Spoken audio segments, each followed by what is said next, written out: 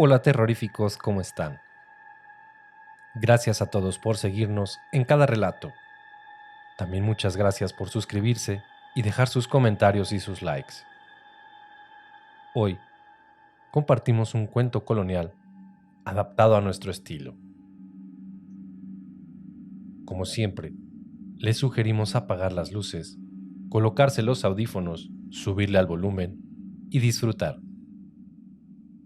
Están escuchando Hablemos de Terror. Bienvenidos.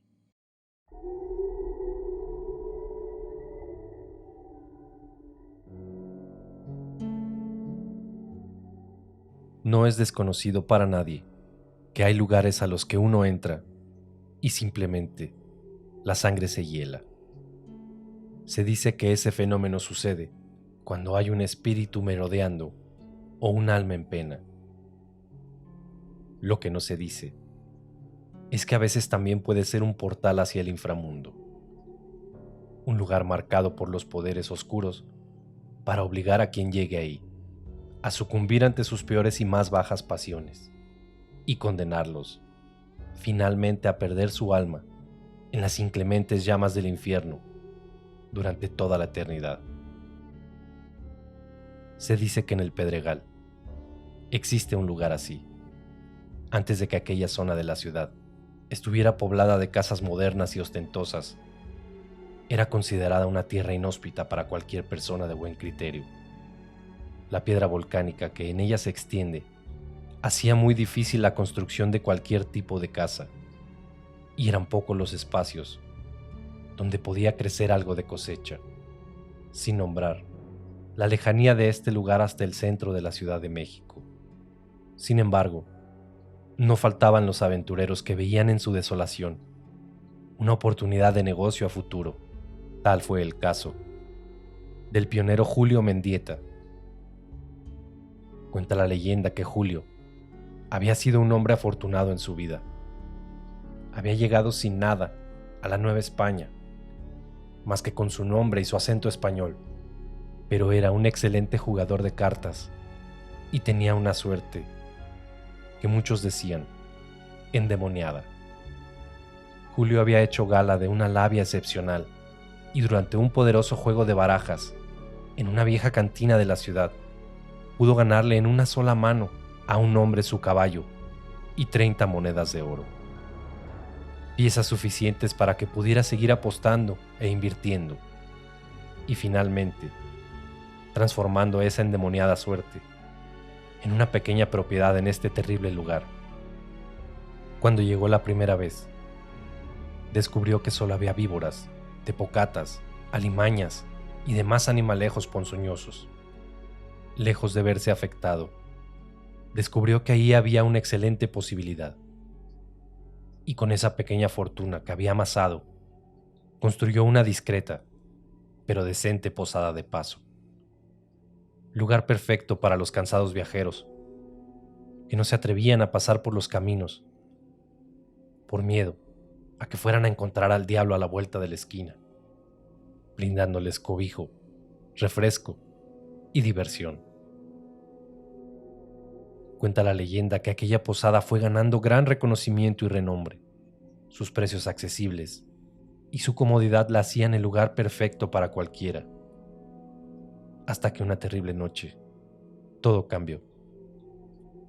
Por la entrada, apareció un hombre gallardo, ataviado en ropas finas y con aire altivo, de mirada profunda y de palabra envolvente. Se acercó a la barra y pidió un aguardiente. Julio lo sirvió como atendía a todos sus clientes. El hombre lo bebió de un trago y sonriendo dijo: «Tiene usted una posada muy hermosa, señor». «Así es, la mejor de la zona, buen hombre». «Eso veo. ¿Es usted el dueño?» «Lo soy. Fíjese que le tengo una propuesta». «Lo escucho. ¿Juega usted a las cartas?» «Sí, sí juego». «¿Qué opina si apostamos algo interesante?» «Pues usted dirá». Y sacó entonces una enorme bolsa llena de monedas de oro. La gente que vio la hazaña Jamás habría visto tal cantidad de dinero junto en su vida, ni ahorrando todos sus sueldos. Y a muchos, la idea de arriesgarse para tomarlo por la mala seguramente les cruzó por la mente. Pero fue la respuesta de Julio la que dejó helados a todos. Le ha puesto esta cantidad por su posada. Disculpe, señor, pero mi posada vale mucho más que su dinero, y lo sabe bien. Me interesa su posada y la debo de tener. ¿Qué quiere apostar entonces? Usted no tiene nada que pueda interesarme para apostarle. Entonces deme una botella del aguardiente más fuerte que tenga. Julio la tomó de la repisa y se la puso enfrente. El hombre sacó de la bolsa 2 monedas de plata. Se levantó del banquillo y se fue a sentar al fondo del lugar. En unas horas hablaremos. Y la posada lentamente se fue vaciando. Los inquilinos se fueron retirando a sus aposentos, todos agotados por el viaje y por el alcohol ingerido. Pero el hombre se mantenía en la misma posición desde hace horas. Miraba fijamente a Julio. De vez en vez le sonreía, como un maldito. Julio, sin temor, le devolvía la mirada y la sonrisa. Y finalmente, todos se levantaron hasta que Julio alzó las mesas. Y siendo el último, aquel extraño hombre se puso de pie de nuevo y, como si no hubiera bebido esa botella entera, caminó hasta él. Veo que no tomará un no por respuesta, señor. No es mi estilo. Es una lástima, pero le tengo que pedir que abandone el lugar. ¿Cómo? ¿Así? Pero si yo te conozco, Julio. Julio se quedó helado. En todo ese tiempo no le había dicho su nombre, aunque luego recapacitó y asumió que seguramente lo había escuchado en el transcurso del día, dicho por alguien más. Esa suerte endemoniada de la que tanto hacías gala no era fortuita, querido Julio. Ese día que ganaste tus primeras piezas de oro, recién llegado de España, estaba ahí, y fue gracias a mí. ¿Quién es usted? ¿Y por qué sabe tanto? Digamos que fuiste una inversión para mí, y vengo a cobrar. ¿Es usted el diablo? Sobraba decirlo, porque lo que se ve no se juzga. Pero si necesitas escucharlo, entonces, sí, lo soy. De todos he sabido que los días en el infierno son lamentablemente aburridos, y que el diablo ocupa su tiempo buscando almas a quienes tentar, gente a quien corromper, espíritus que traicionar. Y esta no era la excepción. En realidad es muy simple. Cuando te conocí, decidí echarte una manita para que lograras tus metas. Te vi el potencial suficiente como para convertirte en uno de mis lacayos. Y bueno, tú sin siquiera saberlo, lo hiciste a la perfección. Al comprar las tierras en este pedazo de piedra olvidado por Dios, me has dado un lugar, a mí, desde el cual puedo capturar otro tipo de personas. Pero aquí nunca ha sucedido nada. La gente viene y va. Y sí, es cierto, ha sido un negocio noble, pero fue por la visión que tuve. Todo eso ha sido mérito mío. Lo que no sabes es que precisamente debajo de este mismo lugar se encuentra un portal que lleva directamente al primer círculo del infierno. La gente que por aquí pasa, si se queda el tiempo suficiente, termina conmigo. Eso es una mentira. Aquí jamás ha muerto nadie. Aún. A eso he venido. A terminar lo iniciado años atrás. Un juego de cartas. Una última carta. Y si gano, el lugar es mío y te vas al infierno. Si pierdo, puedes quedártelo. Y tal vez te perdone la vida. ¿Perdonar?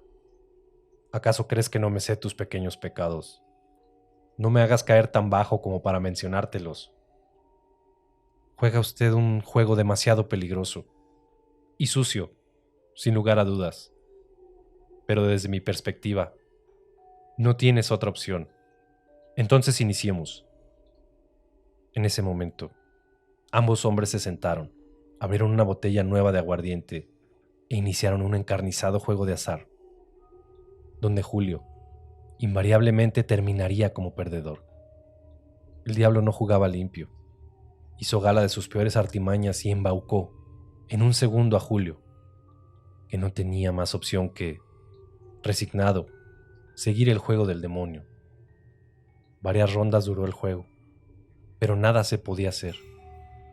Julio apenas pudo ganarle un par de partidas, pero el diablo arrasó con el juego y finalmente, cuando la botella se había terminado y el maligno y el hombre estaban agotados, la última mano la ganó milagrosamente Julio.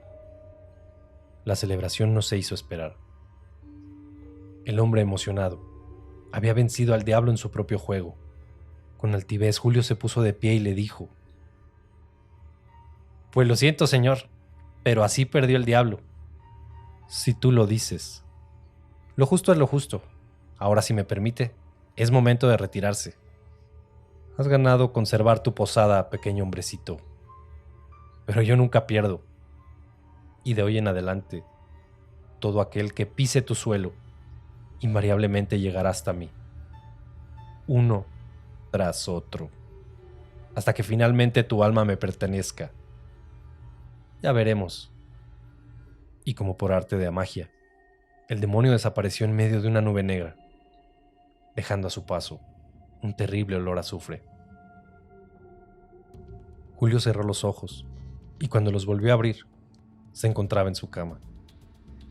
Aliviado pensó que todo había sido un terrible sueño y con tranquilidad bajó de sus aposentos para llegar hasta la barra que atendía, día con día, en su amada posada. Apenas eran las 10 de la mañana, cuando las sirvientas empezaron a llegar. No tardaron ni 10 minutos de haber entrado cuando, una a una, fueron gritando horrorizadas al entrar a cada uno de los 6 cuartos. Julio dejó de limpiar la barra y subió corriendo. En los cuartos, todos los inquilinos yacían muertos por su propia mano. En el 1, el hombre se había colgado de una viga. En el 2, venas cortadas. En el 3, un balazo. En el 4, ahogado en su vómito. En el 5, envenenado.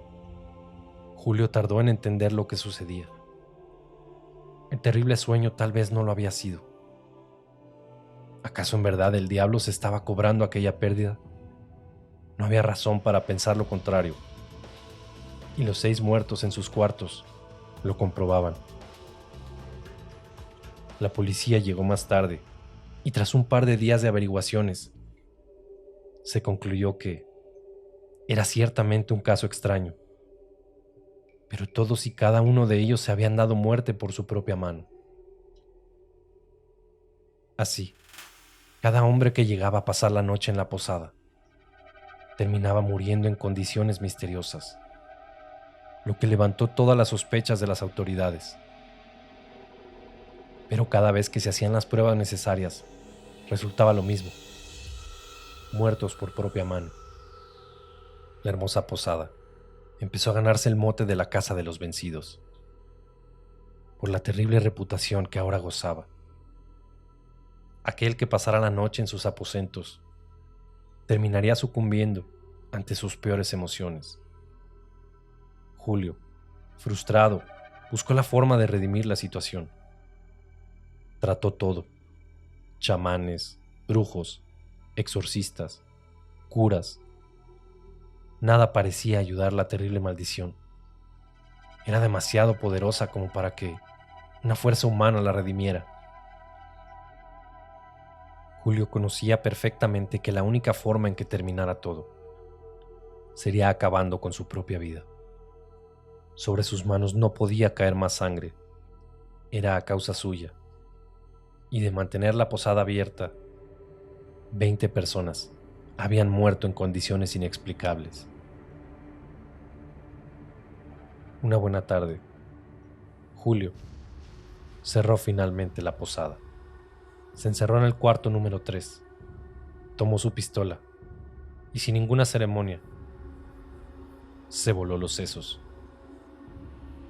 Se dice que aquella posada se quedó abandonada y nunca nadie más la volvió a ocupar hasta que la demolieron, muchos, muchos años después. Sobre sus cimientos malditos se construyó una casa de Dios, con la finalidad de contrarrestar toda la energía negativa que salía de ese lugar.